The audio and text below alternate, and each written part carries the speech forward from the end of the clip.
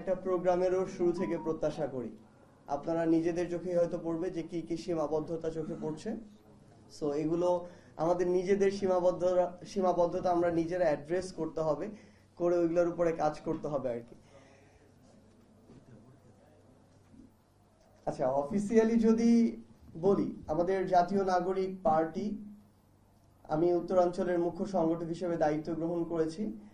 আমাদের এটা একদম নতুন যাত্রা, নতুন একটা দল, মাত্র আত্মপ্রকাশ করেছি। আমরা মনে করি যে বাংলাদেশের রাজনৈতিক প্রেক্ষাপটে এটার সময়ের গুরুত্বপূর্ণ একটা ডিমান্ড ছিল একটা রাজনৈতিক দল। এখন সময় হচ্ছে মানুষের চাওয়া, আমাদের দেশের সামগ্রিক প্রেক্ষাপটে আমাদের চাওয়া অনুযায়ী আমরা সেভাবে কাজ করে যাব এবং এই চাওয়া অনুযায়ী কাজ করার মধ্য দিয়ে বাংলাদেশের যে রাজনৈতিক অঙ্গনে যে একটা শূন্যতা সৃষ্টি হয়েছে, অন্তত শক্তিশালী এক বা একাধিক দলের, সেটা পূরণ করার আমাদের জায়গা থেকে চেষ্টা থাকবে।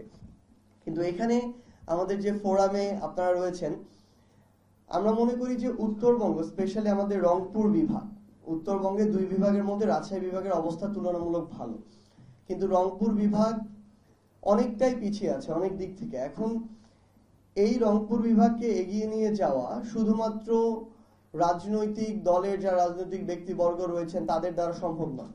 আমরা আমাদের জায়গা থেকে বিশ্বাস করি এখানে রাজনৈতিক দল, ব্যবসায়ী যারা রয়েছেন, সাংবাদিক যারা রয়েছেন, সমাজসেবক যারা রয়েছেন, কিংবা যারা শিক্ষাক্ষেত্রে বিভিন্ন জায়গায় রয়েছেন, প্রত্যেকটা স্টেক হোল্ডারের তাদের জায়গা থেকে তাদের দায়িত্বগুলো পালন করাটা ইম্পর্টেন্ট।